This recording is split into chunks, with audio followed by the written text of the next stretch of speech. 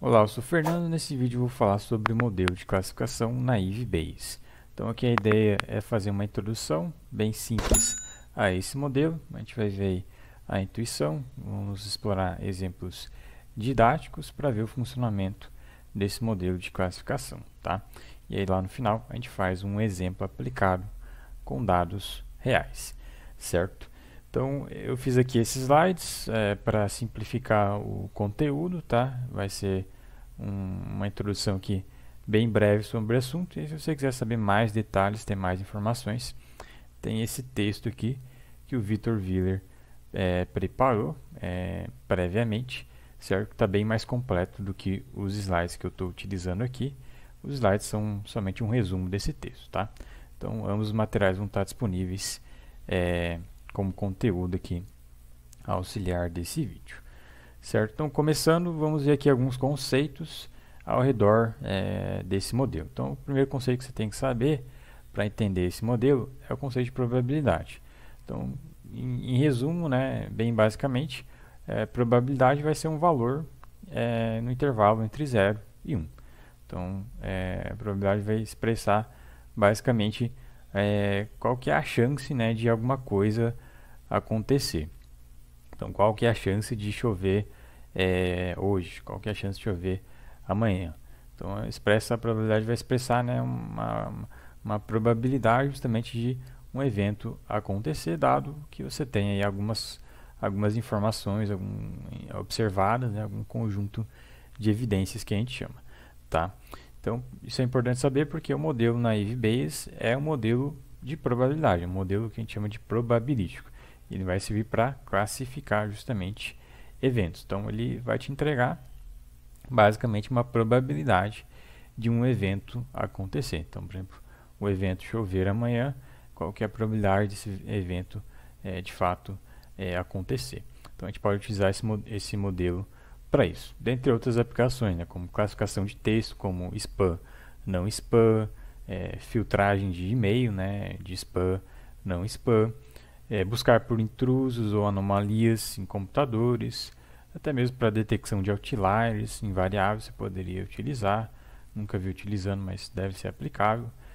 Diagnóstico médico, então na área da saúde também é bastante utilizado. Então tem várias aplicações. Seguindo adiante, como que funciona a probabilidade bayesiana. Então, outros conceitos aqui importantes para a gente ir construindo, né, uma escadinha passo a passo para a gente entender esse modelo. Então, o modelo Naive Bayes é um modelo que ele vai ser baseado, né, no teorema de Bayes, certo? Então, o teorema de Bayes vai vir lá da estatística bayesiana, que vai dizer, de acordo com a teoria da probabilidade, dessa abordagem estatística, né, que a probabilidade estimada de um evento ela vai ser baseada em informações que são disponibilizadas após várias tentativas, ou trials, como pode ser chamado também na literatura em inglês, né, que são basicamente oportunidades para que esse evento, né, que a gente está discutindo de probabilidade aconteça, certo?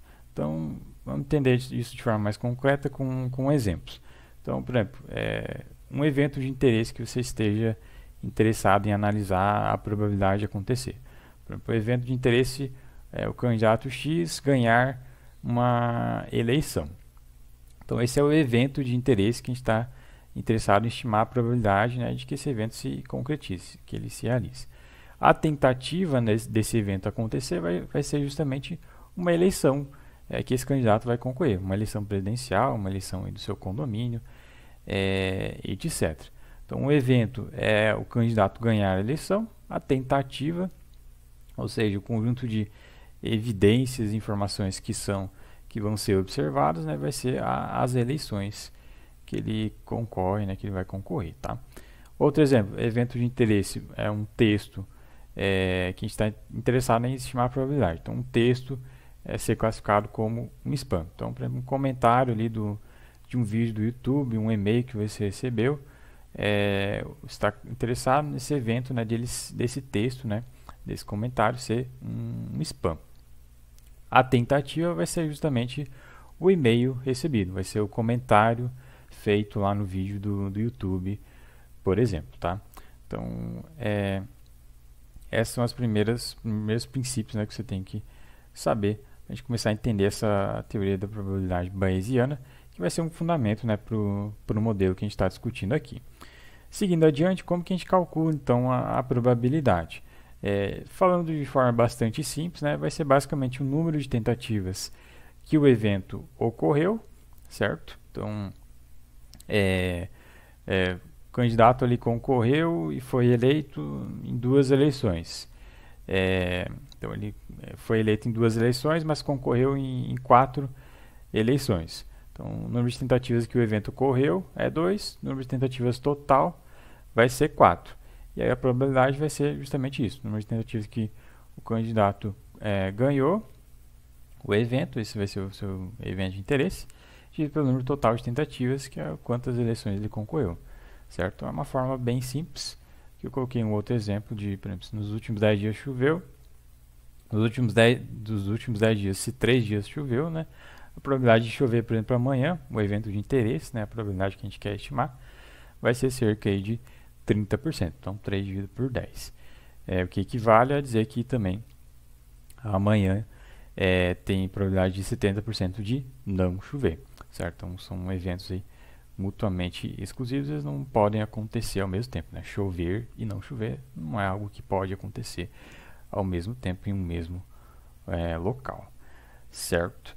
E aí isso tem um ponto importante disso, né, que vai ser o fundamento, né, do modelo, né?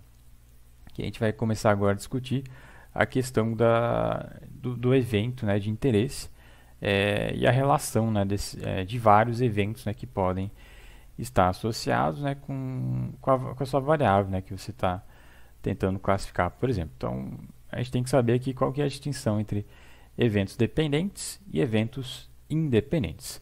Então, as palavras já são um pouco autoexplicativas, né? Os eventos independentes são eventos que não são relacionados, e os eventos dependentes são eventos que são relacionados. Então, vamos entender isso mais concretamente com um exemplo aqui. Então, no caso dos eventos independentes, por exemplo, a gente tem ali a probabilidade de chover hoje ou amanhã como 30%. Essa probabilidade não tem nenhuma relação com a probabilidade de um comentário lá no YouTube, de um vídeo no YouTube, né? Desse comentário ser um spam. Então, são duas coisas não relacionadas, são eventos independentes.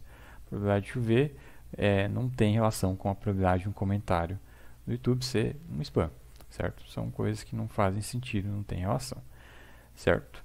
Já os eventos dependentes são coisas que têm relação. Então, por exemplo, se um comentário lá no YouTube, a probabilidade de um comentário no YouTube tem ali o termo, por exemplo, Viagra, isso vai ter uma relação com a probabilidade desse mesmo comentário ser classificado como um spam, certo? Então, esse termo, vários outros termos, né, que você poderia ter como exemplo, né, eles vão estar relacionados. Então, geralmente, quando você tem uma mensagem de spam, um e-mail, um comentário no YouTube que você vê claramente que é um spam, vai ter esses termos, né, geralmente nesses comentários. Então, são eventos dependentes, são eventos que têm relação entre si. E por que isso é importante? Porque isso vai estar basicamente na base, né, de praticamente todos os modelos, né, preditivos que você vai ver aí em algum momento na sua vida. Quando a gente tem eventos dependentes, né, isso vai ajudar muito na questão da modelagem preditiva, porque fica mais fácil de prever, né, justamente o relacionamento, né, através do relacionamento dessas variáveis, né, qual que vai ser o comportamento da sua variável aí de interesse.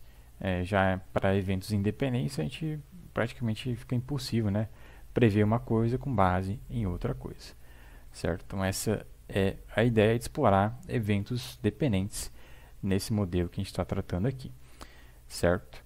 Então, como que a gente calcula a probabilidade agora de eventos dependentes, né?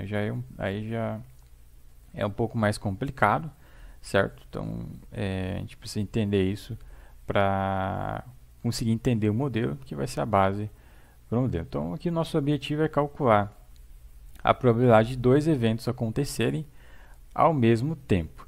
Então, por exemplo, A gente tem ali um comentário no YouTube, a gente quer calcular a probabilidade desse comentário no YouTube ter o termo Viagra, ao mesmo tempo que esse comentário no YouTube, a probabilidade desse comentário no YouTube ser classificado, né, como um spam, certo? Então, as duas coisas, a gente quer calcular aqui a intersecção, né, a probabilidade da intersecção entre o comentário ser spam e conter aí o termo Viagra nesse comentário, por exemplo, certo?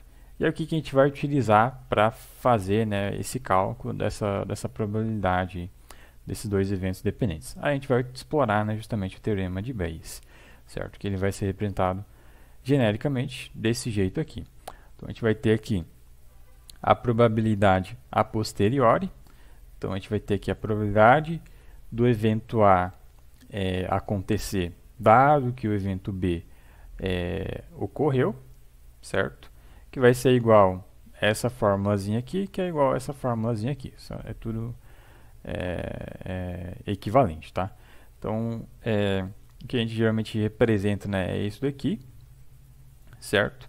Então, vai ser a probabilidade de o evento B acontecer, dado que o evento A aconteceu, vezes a probabilidade do evento A acontecer, dividido pela probabilidade do evento B acontecer, tá? Falando em português, português falado, vamos dizer assim, esses termos aqui você pode entender como probabilidade vezes probabilidade a priori, que é chamada esse P de A aqui, dividido pela probabilidade marginal, que é esse P de B aqui, tá? E a probabilidade é o P de B dado A, certo?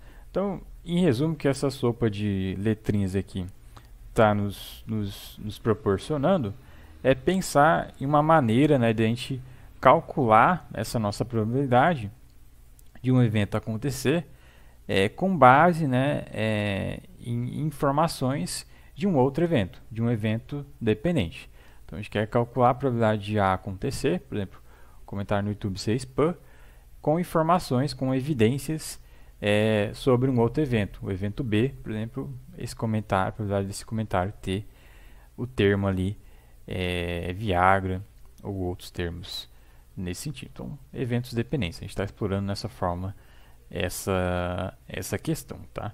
Então, vamos entender mais especificamente, mais em detalhe, cada um desses termos aqui, esses três termos, né? A probabilidade a priori e a marginal, certo? Vamos entender aqui com um exemplo, explorando esse mesmo exemplo, né? A classificação de comentário no YouTube ser um comentário spam. Então, ali o termo da probabilidade a priori, o P de A, ele vai ser basicamente a sua melhor estimativa, dado que você ainda não observou esse comentário. Então, um comentário que ainda vai ser feito ali no vídeo no YouTube, né? Qual que é a sua melhor estimativa que você tem para esse comentário ser um spam? Se você não leu ainda o comentário, a sua melhor estimativa, a sua melhor probabilidade que você poderia dizer desse comentário ser spam ou não, é a probabilidade dos comentários que você observou anteriormente, nos outros comentários. Então, o P de A, ele é justamente isso, certo? Então, ele vai ser uma estimativa prévia, você pode entender assim, que você vai utilizar aí nesse cálculo, certo? Seguindo adiante, o outro termo ali é a probabilidade, que é a probabilidade do evento B acontecer dado que o evento A ocorreu. Vai ser basicamente a ideia de você explorar uma proporção, né, entre ocorrências, né, desses eventos, tá? Então, se você fosse investigar ali os comentários prévios, né, os comentários que foram classificados como spam no vídeo do YouTube, né, os últimos comentários, você poderia, né, fazer uma investigação e calcular proporções, né? Então, por exemplo, calcular de todos os comentários que são spam, qual que é a proporção de comentários que tem ali o termo Viagra, certo? Então, você teria uma proporção de tantos comentários com Viagra em relação a total de comentários spam, certo? E assim você tem um conjunto de informações, né, mais interessante para você trabalhar, né, nessa sua probabilidade final, né? Você vai ter aí uma nova evidência que a gente chama, né, de probabilidade para você formar, né, a probabilidade final, né, que é a probabilidade ali a posteriori, vamos dizer assim, certo? Então esse termo vai ter essa ideia aí, você explorar em termos simples, né, as proporções, tá? No fundo, né, vai ser bem mais complicado que isso, tá? Vai ter vários detalhes aí em todos esses termos que a gente não vai explorar aqui, tá? A gente não vai explorar aí os métodos de aproximação bayesiano, tá? Isso foge bastante aí do escopo aqui desse material. E por fim a gente vai ter ali a probabilidade marginal, que vai ser a probabilidade de que o termo Viagra apareça em qualquer comentário. Então, os comentários já observados, todos os comentários aí, todos os conjuntos de informação, né, que você tem aí disponível, certo?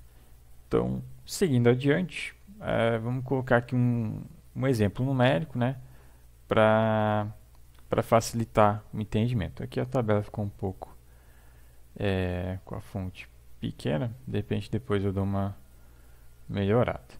Mas a gente tem duas tabelas aqui, a tabela de frequência, que vai ter frequência dos comentários spam e não spam, e também se esse comentário possui o termo Viagra ou não possui o termo Viagra, e os quantitativos. E aqui do lado, tabela de probabilidades, tá?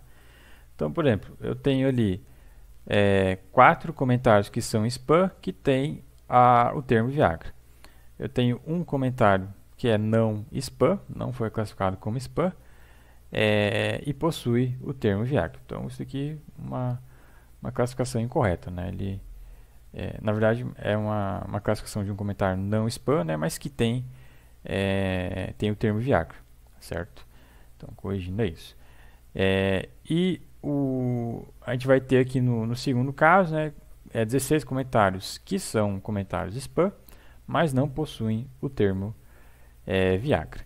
E, por fim, a gente vai ter aqui 79 comentários não spam, que não possuem também o termo Viagra, certo? E aqui os quantitativos, tá? Então, verticalmente, horizontalmente, tá? Então, tem 100 comentários aí de um suposto vídeo, tá? São dados, esses dados aqui nessas tabelas não são reais, tá? Só para a gente entender, tá? Depois, lá no final, a gente vai ver com dados reais, tá? Não se preocupe. E aí, com essas frequências, né, elas ajudam muito a gente calcular, né, as probabilidades, conforme eu mostrei lá nas formas. Então, calculando a probabilidade de um comentário ser spam e possuir o termo Viagra, a gente divide 4 por 20. Então, 4 por 20 vai dar a probabilidade de um comentário ser spam e a intersecção com ele possuir o termo Viagra. Seguindo adiante, a gente aplica esse mesmo raciocínio para os outros termos aqui, né? Então, ser spam e não possuir Viagra, 16 por 20. Não ser spam e possuir o termo Viagra, 1 por 80, né? Então, isso daqui por isso daqui.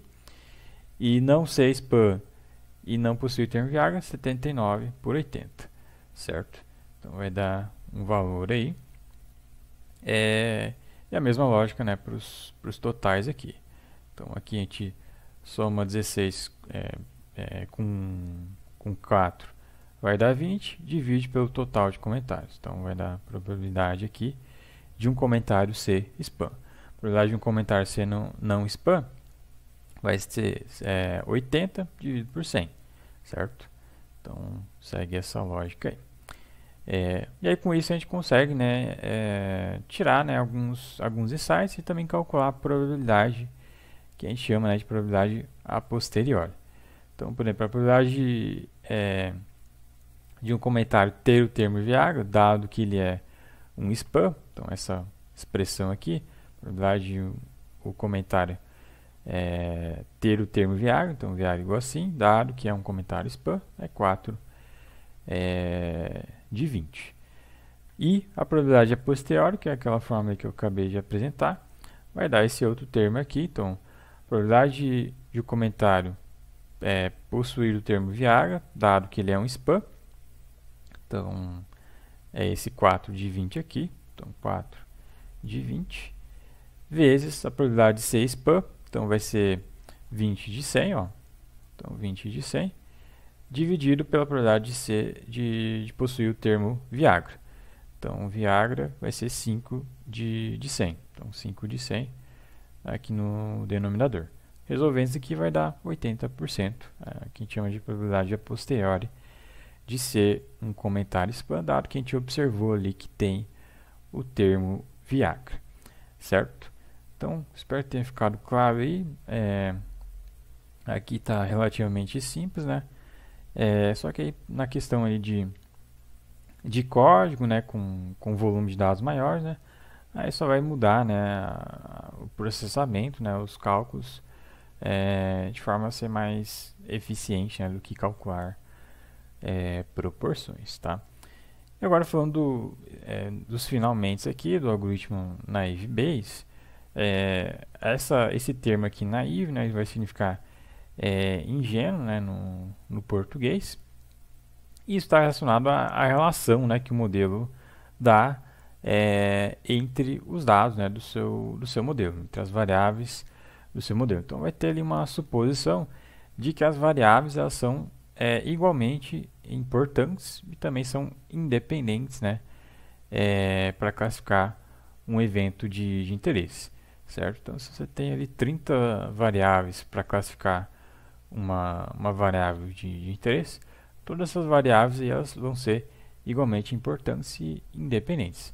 Às vezes isso não faz tanto sentido, certo? Na maioria das vezes, de repente, no mundo real, com dados reais, né, essas 30 variáveis elas não vão ser independentes, elas não vão ser igualmente importantes, certo? Então, o modelo que a gente está tratando aqui, né, ele tem essas suposições, certo? Eu destaquei aqui alguns pontos fortes e fracos, né, em relação a esse modelo, para você dar uma olhada, certo? Então, o modelo ele vai partir dessa suposição, né, em relação aos dados, certo? Apesar dessa suposição, né, o modelo ele é relativamente bom, né, em tarefas aí de classificação, certo? E aí, por fim, a gente vai chegar nessa fórmula aqui geral, né, do modelo de classificação que a gente está tratando, né? Geralmente a gente vai representar esse modelo por essa forma. Então, a gente vai ter ali K classes, categorias, né, que você está classificando, então spam, não spam, etc, tá? Masculino, feminino, economia desenvolvida, não desenvolvida, etc, certo? Que a gente quer estimar, né, uma classificação, né, para essas categorias. Então, a gente quer obter uma probabilidade a posterior, certo?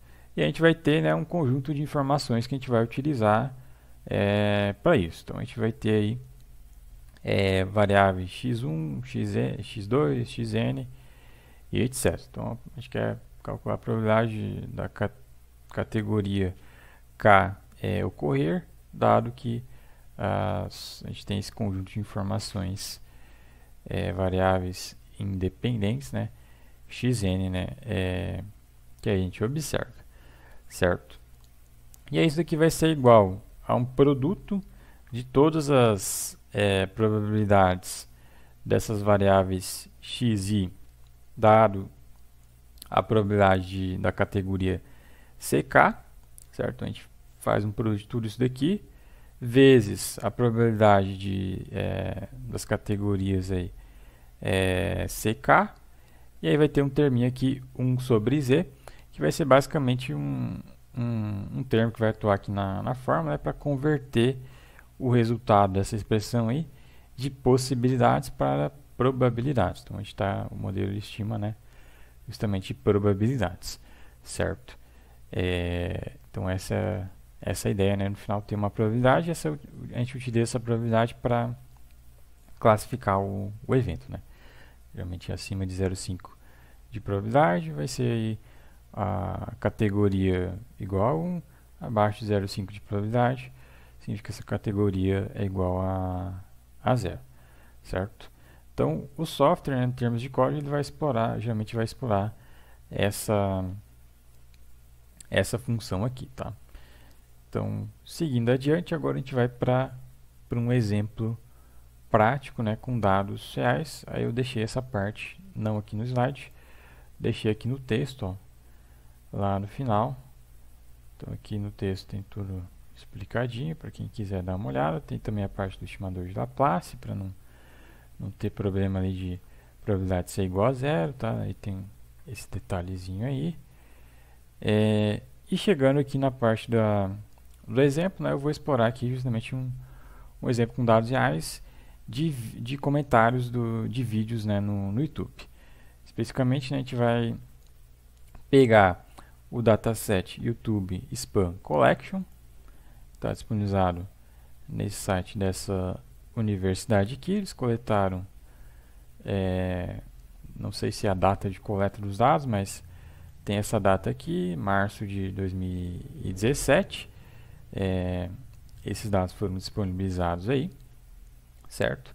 E eu vou pegar basicamente, ó, desse dataset um vídeo do Eminem, certo? Tem aqui o ID do vídeo, você pode entrar lá no YouTube e assistir o vídeo e ler os comentários, se você quiser, tá? A gente tem ali, de acordo com essa tabela, 245 comentários spam, 203 comentários não spam, certo? 448 comentários no total. Então é uma amostra de comentários, lá deve ter muito mais que isso, tá? Aqui vai ter outras informações, tá? Para você dar uma olhada, mas os conjuntos de dados vêm daqui. O nosso objetivo vai ser classificar esses comentários como spam e não spam, certo? Então está aqui a tabelinha com os dados brutos, as primeiras linhas, né? Então a gente vai ter o ID do comentário, o autor, data, pode ser que tenha, né, a data ou não, como está aí o NA. O conteúdo do comentário, então vai ser um texto, né? Então uma estrutura de dados textual. E a gente vai ter nessa última coluna class a classificação do comentário, se ele é spam igual a 1 ou se ele é não spam igual a 0, tá? Então lendo aqui os comentários, ó, já dá para perceber, né, que por exemplo, esse primeiro comentário ó, cita o termo mulher, menina em inglês, tem aí o termo xxx, aí a gente vai ter aqui my sister, minha irmã, recebeu 6.500 visualizações no YouTube. Aí sugere aqui para visitar um site. Aqui só um comentário legal, então foi classificado como não spam, aqui foi classificado como spam, aqui como spam também. Aí, e assim por diante, né? Então, lendo os comentários, né? Lendo você como humano, lendo os comentários, você já sabe quais comentários são spam e não spam, principalmente se você já tem aí experiência prévia com navegação na internet, você já vai saber o que é spam e o que não é spam. A gente quer fazer com que o computador, né, com que esse modelo, ele faça essa classificação para a gente de maneira automatizada.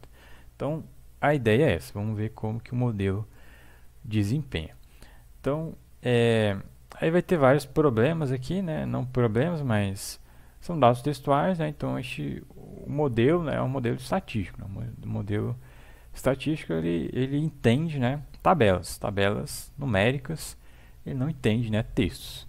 Então, tem aí já um primeiro desafio, né, para você transformar esses textos aqui em números. Então, existem várias formas e técnicas de fazer isso, tá? Eu não vou explorar, não vou entrar nessa seara aqui nesse vídeo, tá? Essa questão de manipulação textual, tratamento de dados textuais, eu vou pular aqui. Se você quiser dar uma olhada lá analisemacro.com.br/blog, onde a gente tem aí alguns conteúdos sobre text mining. Acho que se pesquisar aqui você encontra, onde a gente explica aí questões de tratamento de dados textuais, ó, aplicado com os dados do FONC, do Copom. Então tem vários exercícios aqui interessantes, ó, onde eu já explorei essa questão aí de tratamento de dados textuais, text mining, né, para passar, né, um texto para uma tabela numérica para poder modelar estatisticamente, né, essas informações, tá?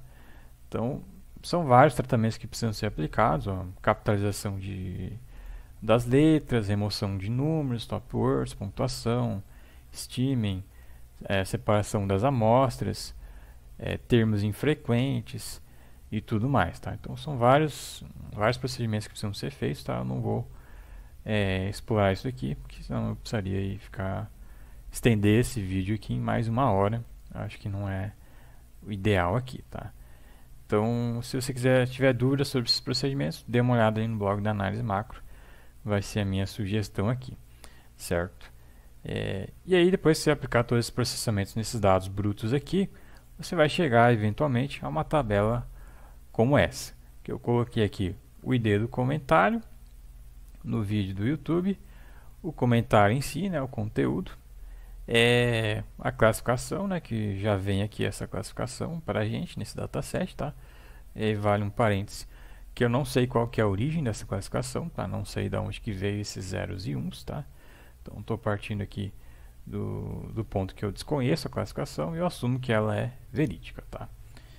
Então fecha o comentário e a gente vai ter essas outras colunas aqui, ó, que são os termos, né, identificados no comentário. Então termo love, amar, vários termos que tem nos textos aqui dos comentários, né, uma coluna para cada termo, certo? E a frequência que esse termo aconteceu no comentário, certo? Então, por exemplo, aqui o termo visualização, né, aconteceu aqui nesse comentário uma vez. Aí tu vai olhando aí, pode acontecer 0 vezes, né, até um número aí realmente baixo, né, de vezes por comentário, tá? Então tá aí os termos, e tem palavras aqui que você vai ver que estão esquisitas só porque foi aplicado o STEAM, né? Então people vira P-E-O-P-L, certo? Então é a questão do tratamento de dados, tá? Então a gente vai partir desse conjunto de dados. Agora vamos abrir lá o ambiente de programação, estimar o modelo, gerar previsão para ver como que esse modelo se comporta. Bom, pessoal, estou aqui no RStudio para fazer o exemplo de modelo de classificação na IVBase, usando o R. Tenho aqui os dados já de treino, que eu separei previamente, no arquivo CSV, e os dados de teste, tá? Então, se você for olhar os dados, eles vão ter esse formato aí: comentário ID, conteúdo, textual, classe e demais colunas aí com as frequências dos termos, tá? Então, preparei aqui o código, já deixei pronto, ó. Tá usando essas bibliotecas, vou clicar para instalar elas, vão ser necessárias aqui no código. Então, o reader para importar o arquivo CSV, o E1071 para estimar o modelo, deployar para mero tratamento de dados, e o caret a gente utiliza ali para calcular estatísticas de acurácia, certo? Então, só esperar aí terminar de instalar as bibliotecas e eu já retorno. Bom, retornando aqui, terminou de instalar. Agora a gente pode carregar aqui as bibliotecas, carregar os dados, ó. Então aqui a tabela de dados da amostra de treino, separei, né, aleatoriamente. E aqui a amostra de teste, se não me engano foi 75% para treino, 25% para teste. E aí, para estimar o modelo é muito simples, a gente utiliza essa função aqui na IVBase do pacote 1071, certo? Passa no argumento y o vetor aí de classificação da sua variável de interesse, né? Então, zeros e uns. E passa no argumento x as variáveis independentes, né? Que você quer, vamos dizer assim, explicar a sua variável dependente. Então, está aqui os termos, né, que eu obtive do meu tratamento de dados, que eu comentei brevemente. Então, rodando isso daqui, você pode usar os outros argumentos, tá? Tem o argumento ali Laplace do estimador, né? Ele vem igual a zero por padrão. Confira a documentação, tá? Não saia somente executando. Aqui eu estou te mostrando somente uma opção de usar essa ferramenta, tá? Mas rodando isso aí, você vai ter esse resultado aí.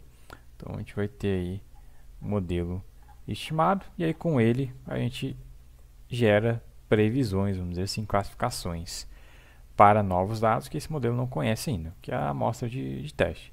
Então, pega o modelo para gerar previsões com base nos dados da amostra de teste. Então, roda a função predict para isso. Ele vai gerar aqui um vetor, ó, de zeros e uns, né, com as previsões para as observações correspondentes. Então, por exemplo, ali o primeiro comentário, que é esse, vamos ver aqui, ó, esse comentário aqui, ele classificou como não spam, e assim por diante. E aí eu utilizo, né, esses dados, né, a previsão tem que passar para um fator, aqui no R, para usar nessa função aqui, Confusion Matrix. Então, eu passo ali a previsão e também como fator os dados observados, então o previsto e o observado, para essa função aqui, para gerar a tabela de confusão, né? No caso que eu só vou analisar a estatística da acurácia, que deu aqui bem baixa, 0,53. Então, o modelo aqui, ó, ele está prevendo incorretamente 53 observações ali, comentários, né? Ele previu que não eram spam, então igual a zero, quando na verdade eles são spam, certo? Então ele está errando bastante nesse ponto aqui. Nos demais ele está ok, ó, então ele previu corretamente 57 comentários não spam, certo? Zero aqui ele não previu 0 comentários como sendo spam, quando na verdade não era um spam. E 3 aqui ele também errou, ó. Não, 3 ele acertou, na verdade, que era um spam e ele previu como spam. Então, o ponto de atenção aqui é isso daqui. Dá para melhorar, provavelmente são os dados aí que eu estou utilizando, né? Que eu construí aí. Provavelmente tem algum problema aí que eu não investiguei. Eu fiz isso aqui muito rápido, tá? Então, é questão de você se dedicar mais tempo para dar uma melhorada nisso daí. E também dar uma olhada ali na questão do estimador de Laplace. Se você colocar igual a 1, geralmente vai dar uma previsão aí, melhor, mais interessante, a depender dos dados, tá? Vai depender dos dados que você está utilizando. Então, essa é a forma que você tem aqui de utilizar o R para estimar e gerar previsão com esse modelo. Bom, estou aqui agora no Google Colab para fazer esse exemplo de modelo de classificação na IVBase com o Python, certo? Achei aqui já esse notebook preparado, certo? Vai estar disponível no material desse vídeo. Então, como de praxe, a gente importa primeiro as bibliotecas que a gente vai precisar no exercício, pandas, scikit-learn, algumas funções aqui, né? Então, função para estimar o modelo, funções de avaliar o erro do modelo. E o pandas aqui para importar os dados, tá? Então, depois de importar as bibliotecas, a gente importa os dados. Então, vão ser de 2 arquivos CSV, que eu deixei já preparado, certo? Com as amostras de treino e de teste, que eu separei aleatoriamente. Então, você tem que disponibilizar aqui no seu ambiente de programação esses dados para não dar erro aqui na hora que você rodar esses comandos, ó. Se o arquivo não tiver aqui, vai dar erro. Então, é só pegar aí o material desse vídeo, os 2 arquivos CSV, clicar e arrastar lá para o Colab, soltar aqui, ó, ele vai fazer o upload dos arquivos e aí você importa os arquivos CSV desse jeito, certo? Então, tá aí as tabelinhas. Então tem, ó, com o ID, o texto do comentário no vídeo do YouTube, classificação do comentário, spam, não spam, e os termos ali que eu gerei com o processamento aí de dados textuais a partir desses comentários. Então a gente vai usar essas colunas aqui para prever, né, essa coluna class aqui. Então, seguindo adiante, na etapa de modelagem, a gente vai começar a fazer isso. Então, no Python, com essa biblioteca scikit-learn, é muito simples você estimar o modelo. Primeiro você instancia aqui essa classe, Gaussian NB, então de Naive Bayes, certo? E a partir dela você chama o método fit para estimar o modelo. Passa ali os dados de as variáveis independentes, né, as variáveis x do seu modelo. Então vai ser resultado dessa expressão aí, que são essas colunas aí. E depois da vírgula você passa a sua variável de interesse, a sua variável alvo, a sua variável dependente, certo? Que é as classificações aí que você quer estimar. Então, fazendo isso, a gente vai ter uma estimativa desse modelo, certo? E aí, a partir do modelo estimado, você consegue produzir previsões. Então, passa ali dados que o modelo ainda não viu ainda, né? Para gerar uma previsão. Então, é isso que eu faço aqui. Pego essa tabela de dados não observados pelo modelo ainda e passo aqui para o método predict, produzir as previsões para a gente. Ele vai entregar aqui, acho que um array com as previsões, 0 e 1, certo? E a partir disso você já tem tudo pronto, né? É só avaliar agora o modelo, né? Ver o que está sendo previsto versus o que foi de fato observado, né?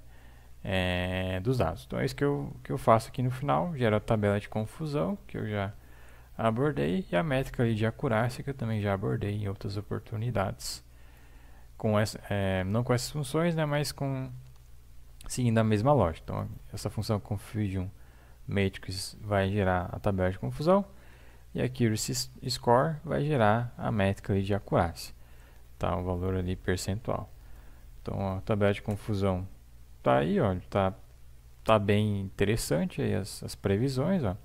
Nessa diagonal aqui são as previsões aí, vamos dizer assim, principais que você tem que observar, certo? E aqui a gente tem valores bem baixos, né? Então tá bem aderente às previsões do modelo. Mais sinteticamente, mais resumidamente, né? A acurácia vai te dizer aqui quantas previsões foram corretas em relação ao total de previsões, né? Então 93% deu esse valor aí. Então tá bem interessante o modelo, apesar da sua simplicidade. Então é uma modelo aí relativamente poderoso, né, e simples, né, para você trabalhar no dia a dia. E perceba que, ó, poucas linhas de código você já gera uma previsão aí bem acurada como essa daqui, certo? Eu recomendo que você dê uma olhada nas documentações para explorar mais opções e também verifique, né, se dá para melhorar essa métrica aqui com outros tratamentos de dados textuais, né, que você tem à disposição para aplicar sobre essas informações textuais aqui, certo? Então esse foi o exercício aqui em Python para o modelo aí de classificação Naive Bayes. Espero ter ficado claro.